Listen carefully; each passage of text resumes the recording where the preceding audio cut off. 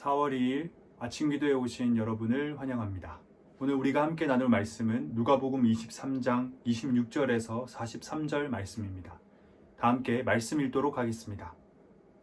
그들이 예수를 끌고 갈 때 시몬이라는 구레네 사람이 시골에서 오는 것을 붙들어 그에게 십자가를 지워 예수를 따르게 하더라. 또 백성과 및 그를 위하여 가슴을 치며 슬피 우는 여자의 큰 무리가 따라오는지라. 예수께서 돌이켜 그들을 향하여 이르시되 예루살렘의 딸들아 나를 위하여 울지 말고 너희와 너희 자녀를 위하여 울라. 보라, 날이 이르면 사람이 말하기를 잉태하지 못하는 이와 해산하지 못한 배와 먹이지 못한 젖이 복이 있다 하리라. 그때에 사람이 산들을 대하여 우리 위에 무너지라 하며 작은 산들을 대하여 우리를 덮으라 하리라. 푸른 나무에도 이같이 하거든 마른 나무에는 어떻게 하리요 하시니라. 또 다른 두 행악자도 사형을 받게 되어 예수와 함께 끌려가니라. 해골이라 하는 곳에 이르러 거기서 예수를 십자가에 못 박고 두 행악자도 그렇게 하니 하나는 우편에 하나는 좌편에 있더라. 이에 예수께서 이르시되 아버지 저들을 사하여 주옵소서. 자기들이 하는 것을 알지 못함이니이다 하시더라. 그들이 그의 옷을 나눠 제비 뽑을세. 백성은 서서 구경하는데 관리들은 비웃어 이르되 저가 남을 구원하였으니 만일 하나님이 택하신 자가 그리스도이면 자신도 구할지어다 하고, 군인들도 희롱하면서 나와 신 포도주를 주며 이르되 내가 만일 유대인의 왕이면 내가 너를 구원하라 하더라. 그의 위에 이는 유대인의 왕이라 쓴 패가 있더라.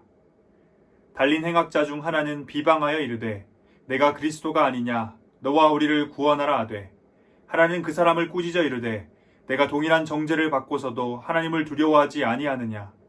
우리는 우리가 행한 일을 상당한 보응을 받는 것이니 이에 당연하거니와 이 사람이 행한 것은 옳지 않은 것이 없느니라 하고, 이르되 예수여 당신의 나라에 임하실 때에 나를 기억하소서 하니, 예수께서 이르시되 내가 진실로 내게 이르노니 오늘 내가 나와 함께 낙원에 있으리라 하시니라. 아멘. 오늘 본문은 예수님께서 골고다로 올라가신 후 십자가에 못 박히시는 장면이 기록되어 있습니다. 예수님께서는 오랜 신문과 채찍질로 인해서 십자가를 지고 가는 것이 거의 불가능한 상태였을 것입니다. 그래서 로마의 군인들은 유월절을 지키러 온 구레네 사람 시몬을 붙들어 예수님의 십자가를 대신 지라고 합니다. 이어지는 27절에서 백성과 여자의 큰 무리가 등장합니다. 여자의 큰 무리는 예수님을 보며 가슴을 치고 웁니다. 예수님께서는 이들의 눈물을 보시며 오히려 안타까워하십니다. 그리고 이렇게 말씀하십니다. 나를 위해 울 것이 아니라 너희와 너희 자녀를 위해 울라. 예루살렘이 장차 겪게 될 재앙에 대한 말씀이셨습니다. 29절입니다. 보라, 날이 이르면 사람이 말하기를 잉태하지 못하는 이와 해산하지 못한 배와 먹이지 못한 젖이 복이 있다 하리라. 예수님의 이 말씀은 차라리 태어나지 않는 것이 복이라고 느껴질 만큼 장차 예루살렘이 겪게 될 그 재앙이 극심한 고통, 굉장히 크고 아픈 재앙이라는 것을 의미합니다. 이어지는 30절 또한 닥쳐올 재앙이 너무 고통스러우니 차라리 죽고 싶다라는 의미로 그 재앙의 크기와 그 고통을 설명하고 계신 것입니다. 예수님의 십자가형은 두 행악자와 함께 진행되었습니다. 그리고 예수님과 두 행악자가 해골이라 하는 곳, 골고다 혹은 갈보리라 불리는 장소에 도착합니다. 그리고 그것에서 예수님께서는 십자가에 못 박히십니다. 함께 갔던 두 행악자 역시 예수님의 좌편과 우편에 십자가에 못 박힙니다. 예수님께서 두 행악자와 함께 십자가형을 받으셨다는 것은, 그리고 그들의 십자가가 예수님의 십자가를 중심으로 해서 좌편과 우편에 세워졌다는 것은 예수님께서 두 행악자와 같은 취급을 받는 것이라 할 수 있습니다. 그리고 이것은 이사야 53장 12절 말씀의 성취입니다. 말씀 보겠습니다. 이는 그가 자기 영혼을 버려 사막에 이르게 하며 범죄자 중 하나로 헤아림을 받았음이니라. 십자가에 못 박히신 예수님께서는 극심한 고통 가운데서도 지금 자신을 못 박고 있는 이 로마 군인과 유대인들을 위해 하나님께 기도하십니다. 예수님을 못 박고 십자가를 세운 로마 병사들은 이번엔 예수님의 옷을 벗기고 그것을 제비 뽑아 나눠 가집니다. 이 또한 시편 22편 18절 말씀의 성취입니다. 십자가에 못 박히신 예수님을 중심으로 주변에 다양한 사람들이 모여 있었습니다. 백성, 관리들, 군인들. 백성들은 십자가에 못 박힌 예수님을 구경합니다. 그런데 마태복음과 마가복음의 기록을 살펴보면 이들이 단순히 구경을 하는 것이 아니었습니다. 그들은 예수님을 조롱하고 모욕했습니다. 그리고 그들과 함께 있던 관리들 또한 예수님을 비웃었고 예수님을 조롱했습니다. 군인들도 예외가 아니었습니다. 심지어 예수님과 함께 십자가에 못 박혔던 행악자 중 한 명도 예수님을 비방했습니다. 그리고 그들이 예수님을 조롱하는 이유는 동일했습니다. 내가 남을 구원하는 자, 유대인의 왕, 그리스도라면 내 자신을 구원해보라. 예수님을 향한 이 끝없는 조롱이 쏟아질 때 그것을 가로막는 사람, 그 사람은 의외의 인물이었습니다. 바로 예수님과 함께 못 박혔던, 하지만 다른 한 명과는 달리 예수님을 조롱하지 않았던 한 행악자였습니다. 40절, 41절입니다. 하나는 그 사람을 꾸짖어 이르되 내가 동일한 정죄를 받고서도 하나님을 두려워하지 아니하느냐.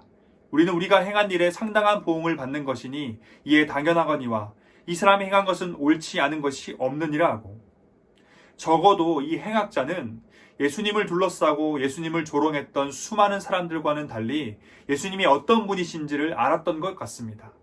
예수님께서 행한 것 중 옳지 않은 것이 없다는 그의 표현은 그 안에 많은 의미를 담고 있습니다. 그의 생각을 거슬러 올라가 본다면 아마 다음과 같았을 것입니다. 그는 어떤 죄도 없는데 죽음을 향해 가고 계신 것이다. 그분이 지금까지 행하셨던 놀라운 일들을 고려한다면 지금 예수님의 죽음은 억울한 죽음, 어쩔 수 없는 죽음, 힘이 없어서 죽는 그 죽음이 아니다. 그렇다면 예수님의 죽음은 우리의 생각을 뛰어넘는 엄청난 무언가를 위한 죽음이다. 그리고 그 행악자는 이런 생각을 바탕으로 예수님께 다음과 같은 말을 합니다. 42절입니다. 이르되 예수여 당신의 나라가 임하실 때 나를 기억하소서 하니. 그리고 예수님의 답변은 그의 생각이 틀리지 않았음을 보여줍니다. 43절입니다. 예수께서 이르시되 내가 진실로 내게 이르노니 오늘 내가 나와 함께 낙원에 있으리라 하시니라. 우리는 오늘 본문에서 다양한 사람들이 등장하는 것을 볼 수 있습니다. 백성들, 여자의 큰 무리, 로마의 병사들, 관리들, 행악자들. 그리고 이 모든 사람들은 예수님이 못 박혀 계신 십자가를 중심으로 해서 그 십자가를 바라보고 있습니다. 누군가는 그 십자가를 바라보며 슬피 울고, 누군가는 구경을 하고, 누군가는 비웃고, 누군가는 조롱을 합니다. 그리고 또 누군가는 구원을 요청합니다. 오늘 본문을 기록한 누가는 굉장히 의도적으로 십자가를 바라보는 무리들을 구분하고 있습니다. 예수님께서 십자가에 못 박히시는 굉장히 중요한 사건을 기록하고 있음에도 불구하고 누가는 실제로 예수님이 못 박히는 장면을 그저 예수를 십자가에 못 박고 라는 짧은 한 문장으로 끝맺습니다. 오히려 누가는 그 십자가를 둘러싸고 그 십자가를 바라보는 수많은 사람들을 상세히 기록하고 있습니다. 그들의 모습을 들여다보면 누가가 이야기하고자 하는 의도를 알 수 있습니다. 그것은 바로 십자가를 어떻게 이해하느냐입니다. 누가는 십자가를 둘러싼 수많은 무리들이 그 십자를 어떻게 이해하는지에 따라 구분되고 있음을 보여주고 있습니다. 예수님께서 못 박히신 십자가를 바라볼 때 한쪽은 십자가를 죽음, 패배, 실패로 이해했습니다. 그런데 또 다른 한쪽은 그와는 정반대로 생명, 승리, 성공으로 이해했습니다. 십자가를 바라보며 슬피 울고 구경하고 비웃고 조롱했던 백성들, 여자의 큰 무리, 로마 병사들, 관리들, 행악자, 이들 모두는 십자가를 죽음, 패배, 실패로 이해했던 자들입니다. 그래서 그들은 십자가를 지고 가시는 예수님을 보며 슬피 울었고 십자가에 달리신 예수님을 보며 갖은 조롱과 모욕을 한 것입니다. 반면에 그 수많은 무리 중 한 사람, 그 한 사람은 십자가를 전혀 다르게 이해했습니다. 그에게 십자가는 생명이요, 승리요, 성공이었습니다. 그래서 그는 예수님께 구원을 요청했던 것입니다. 그렇다면 무엇이 이런 차이를 만들었을까요? 같은 십자가를 같은 장소에서 같은 시간에 바라봤는데 이렇게 다르게 이해했던 이유는 무엇이었을까요? 우리는 41절에서 그 답을 찾을 수 있습니다. 41절은 예수님께 구원을 요청한 행악자가 예수님을 모욕하는 행악자를 꾸짖은 후에 이어서 하는 고백입니다. 한번 읽어보겠습니다. 41절입니다. 우리는 우리가 행한 일에 상당한 보응을 받는 것이니 이에 당연하거니와 이 사람이 행한 것은 옳지 않은 것이 없느니라 하고, 여기서 우리는 두 가지를 발견할 수 있습니다. 한 가지는 자신의 잘못, 죄를 인정하는 것, 그리고 또 한 가지는 예수님이 행하신 것을 인정하는 것. 이 두 가지를 더 간단하게 정리해 본다면 내가 누군지 깨닫고 인정하는 것, 그리고 예수님이 누군지 깨닫고 인정하는 것이라 할 수 있습니다. 같은 장소에서 같은 시간에 같은 십자가를 바라보는데 전혀 다른 이해를 했던 이유는 바로 이것입니다. 내가 누군지 깨닫고 인정하는가 하지 않는가. 예수님이 누군지 깨닫고 인정하는가 하지 않는가. 십자가를 죽음, 패배, 실패로 이해했던 사람들은 자기 스스로 문제가 없는 자, 하나님의 심판과는 관계가 없는 자, 거룩한 자라고 생각했던 사람들입니다. 반면에 그들은 예수님을 보면서 실패한 선동꾼, 하나님의 이름을 더럽힌 자로 생각했습니다. 그래서 그들은 예수님을 보며 슬피 울었고 예수님을 보며 모욕하고 비웃고 조롱했던 것입니다. 35절부터 39절까지 계속해서 반복되는 표현이 있는데 그것은 바로 내가 너를 구원하라입니다. 예수님을 조롱하는 자들이 외쳤던 이 말에 담긴 의미가 무엇일까요? 우리는 괜찮으니까, 우리는 문제 없으니까 너 자신이나 구원하라. 자기 앞가림도 못하면서 무슨 메시아, 무슨 구원자, 무슨 유대인의 왕이냐. 이것입니다. 그런데 이미 우리가 알듯이 정말 구원받아야 하는 사람, 지금 하나님의 심판이 코앞에 있는 사람, 죄의 구렁텅이 속에 빠져있던 사람은 다름 아닌 그들 자신이었습니다. 자기 자신이 누군지 그들은 전혀 몰랐습니다. 또 예수님이 누군지 그들은 전혀 알지 못했습니다. 반면에 십자가를 생명, 승리, 성공으로 여겼던 이 한 행악자는 완전히 달랐습니다. 그는 예수님을 모욕하는 행악자를 꾸짖었습니다. 그리고 자신의 죄를 인정했습니다. 우리는 우리가 행한 일에 상당한 보응을 받는 것이니 이에 당연한 것이다. 자기가 누군지 지금 어떤 상태인지 깨닫고 인정하는 것이죠. 이뿐만 아니라 예수님이 누군지도 깨닫고 그것을 인정합니다. 예수님께서 행한 것은 옳지 않은 것이 없다. 그러자 그에게 십자가에 달린 예수님은 실패한 선동자가 아니라 유일한 구원자로, 하나님의 이름을 더럽히는 자가 아니라 하나님의 뜻을 성취할 유일한 성취자로 믿어졌습니다. 사랑하는 대학교의 성도 여러분, 우리는 십자가에 달리신 예수님을 어떻게 이해하고 있는지 돌아봐야 합니다. 또한 십자가 앞에 서 있는 나 자신을 어떻게 바라보고 있는지도 점검해야 합니다. 마지막으로 십자가에 달리신 예수님을 나는 어떤 분으로 이해하고 있는지도 점검해야 합니다. 십자가가 세워졌던 그곳에서 모두가 십자가에 달리신 예수님을 바라봤지만 단 한 명, 그 십자가형의 그 극악의 고통에도 불구하고 예수님께 구원을 요청했던 그 행악자 한 명 말고는 그 누구도 자신을 죄인이라고 말하지 않았습니다. 그 누구도 예수님께 자신을 구원해달라고 하지 않았습니다. 사랑하는 대학교의 성도 여러분, 십자가의 은혜를 경험하고 누리는 것은 결코 쉬운 것이 아닙니다. 아무나 누릴 수 있는 것 또한 아닙니다. 하지만 그 은혜를 경험했을 때는 십자가형의 고통을 뛰어넘을 만큼의 큰 감동과 위로와 확신을 갖게 합니다. 그 골고다 언덕에서 예수님과 함께 십자가에 달렸던 그 한 행악자가 바로 이것을 경험한 것입니다. 사단의 권세 아래서 수많은 죄악이 창궐하고 있는 이 세상을 살아갈 때 우리에게 필요한 것은 바로 이와 같은 십자가의 은혜입니다. 우리는 날마다 이 은혜를 사모해야 하고 또 누려야만 합니다. 우리는 십자가의 은혜 없이는 단 하루도 살 수가 없습니다. 누가가 예수님께서 십자가에 못 박히시는 장면을 별다른 설명 없이 굉장히 짧게 기록한 것은 그 말씀을 읽는 독자로 하여금, 다시 말해 우리로 하여금 예수님의 십자가가 세워졌던 현장으로 우리를 초대하는 것과 같습니다. 그 현장에서는 그 누구도 십자가에 달린 의미를 설명하고 있지 않습니다. 그저 그 자리에 서 있던 모두가 각자 십자가를 바라보며 스스로 이해했습니다. 그리고 그에 따른 반응과 행동을 했습니다. 성도 여러분, 우리 앞에 십자가가 세워져 있습니다. 예수 그리스도께서 못 박혀 계신 그 십자가가 세워져 있습니다. 우리는 그 십자가를 보면서, 예수님이 달린 그 십자가를 보면서 어떻게 이해하고 계신가요?